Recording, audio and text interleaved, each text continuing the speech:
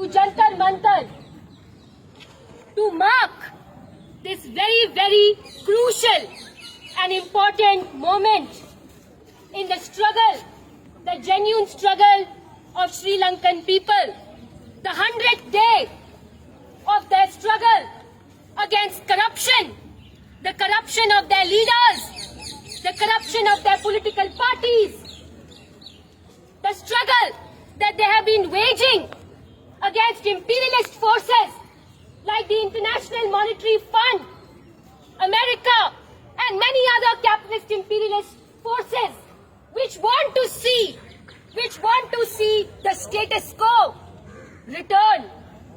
They want so-called stability at the cost of people's lives, at the cost of people's will. Today, on the 100th day of Janatha Aragalaya, the people's struggle, we here in India, in New Delhi, extend our solidarity to our brothers and our sisters who are fighting this very crucial battle for equality and for real change, not just cosmetic change, not just a change in the face of a few politicians decided by a parliament that has already lost its legitimacy to the people. That parliament is an illegitimate authority. It may be legal, it may be a legal body as per the constitution. However, it has lost its legitimacy in the eyes of the Sri Lankan people. Why do I say this? Why do I say this? And why, as an activist, today me and many others have gathered to commemorate their struggle? Because the same constitution, the same parliament that meets on 19th July to decide the next president of Sri Lanka was the same constitution and the same parliament that has used all powers under the constitution to beat the people's movement back, to crush it and to repress it since March 8th. A document, a body, an institution that is hell-bent on pushing the people back, on keeping them distanced and removed from executive and legislative authority, that dismisses their struggle as anarchy. What anarchy are we talking about? For them who sit in the parliament, for all those opposition party leaders, for all those who have fled the scene and run away, for all those who stand by status quo, for them normalcy, for them the normative is large numbers of people standing in serpentine long queues for ration, for fuel, for gas. वो उनको normal लगता है.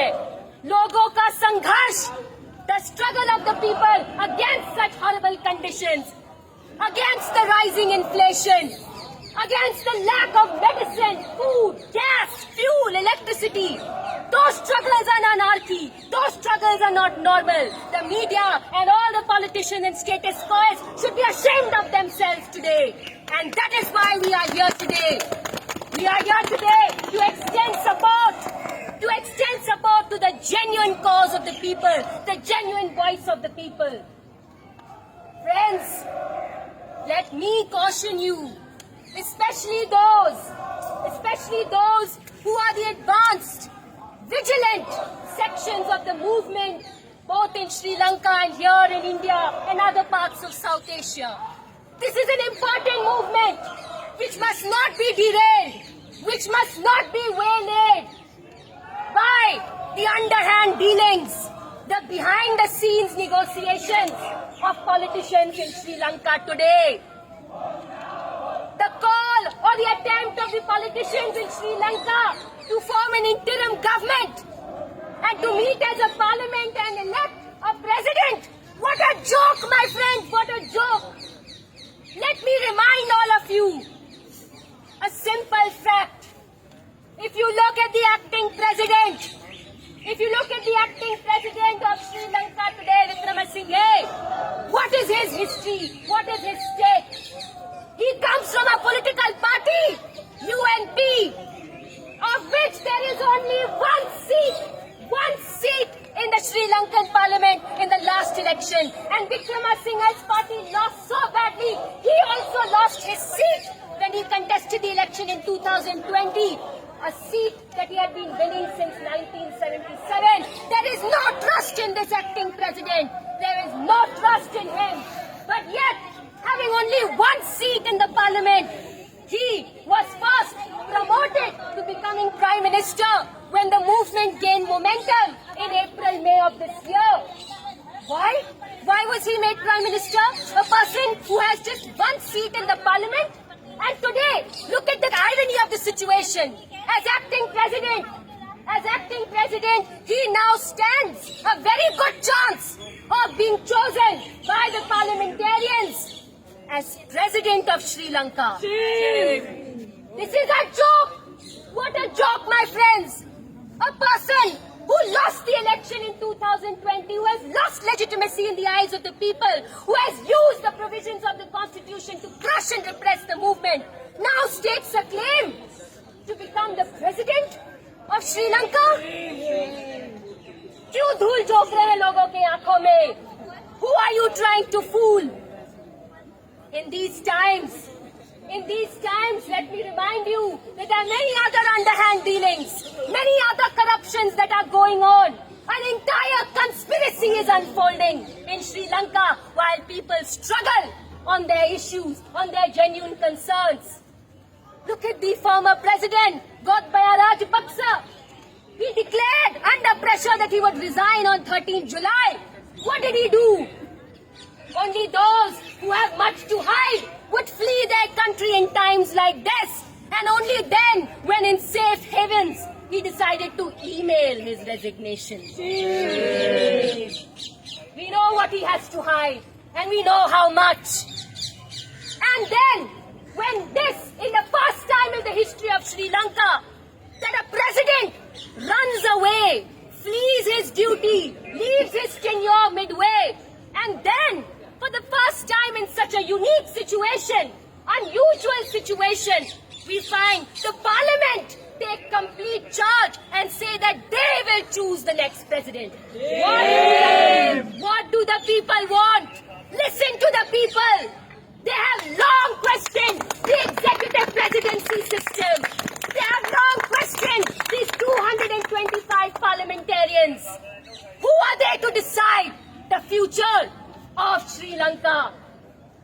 And let us remember, friends, that what they plan to negotiate as an interim government will be what? As I said earlier, another nefarious, another underhand dealing with imperialist capitalist forces and corporate houses within Sri Lanka. They will negotiate with the International Monetary Fund a so-called bailout package or relief package, which will be what? A whole set of austerity measures that will make it harder for working people and the common masses to survive.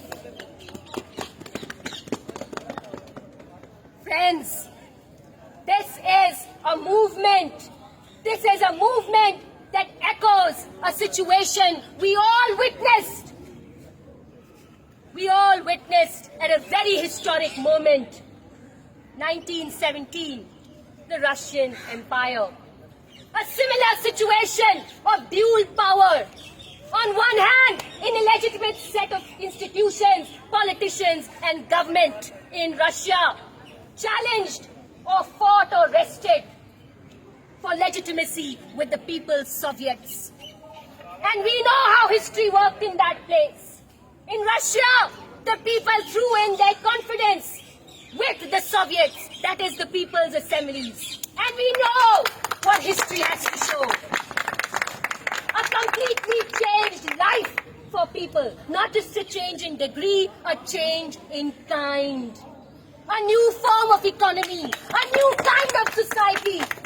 And people, through their Soviets, through their People's Assemblies, deciding on law, deliberating on policy, deciding the future of what is best for them and the country. And that dual power is something that we respect. We understand that currently, given all the corruption and hand-in-hand dealings and all the negotiations behind scenes and all the desperate attempts to bring in a new president, the reality is that the so-called legal institutions are illegitimate in the eyes of the people. It is their assemblies. It is their collectives on the street. It is their voice that is echoing from the streets. That is the legitimate power. That is what we commemorate today on the 100th day of Janatha Aragalaya emerging. The people's assemblies are precisely the bodies, precisely the alternative, precisely the overhauling that Sri Lanka needs today. Not just cosmetic political reforms by an interim government, not just another election, but an entire representative system that keeps going back to the people to get their support on every policy, on every law that is made or repealed.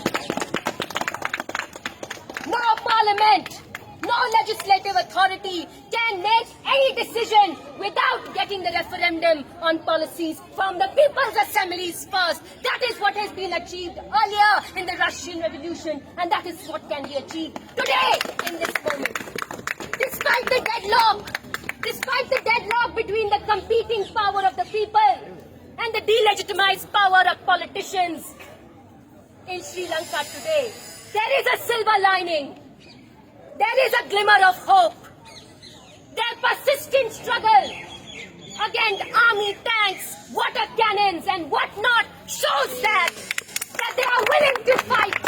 They are willing to fight, and they are not going to be happy. They are not going to be satisfied with just a new president being deliberated on by a delegitimized parliament. They are not going to be satisfied with just another election.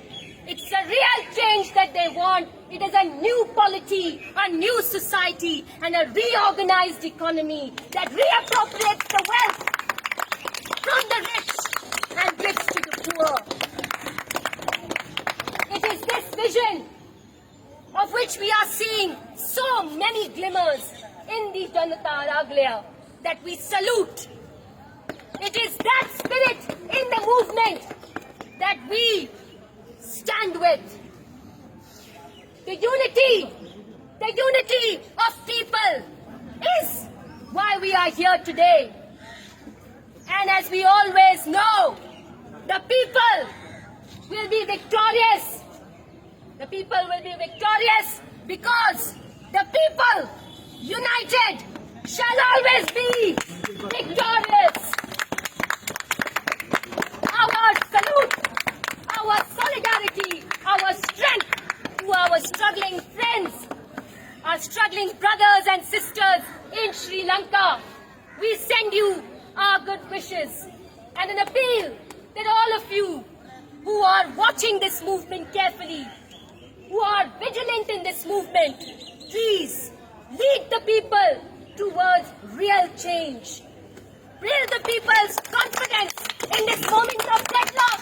Build the people's confidence and push for real change, not just cosmetic change, not just a change of guard, not just one politician, one Vikramasinghe, but real change. That is, let the people's assemblies come to power. Let them decide the future of Sri Lanka. Let them push back the IMF and all other capitalist imperialist forces so that a new Sri Lanka can emerge. It is with this that we extend solidarity and support on the 100th day to our Sri Lankan brethren. Long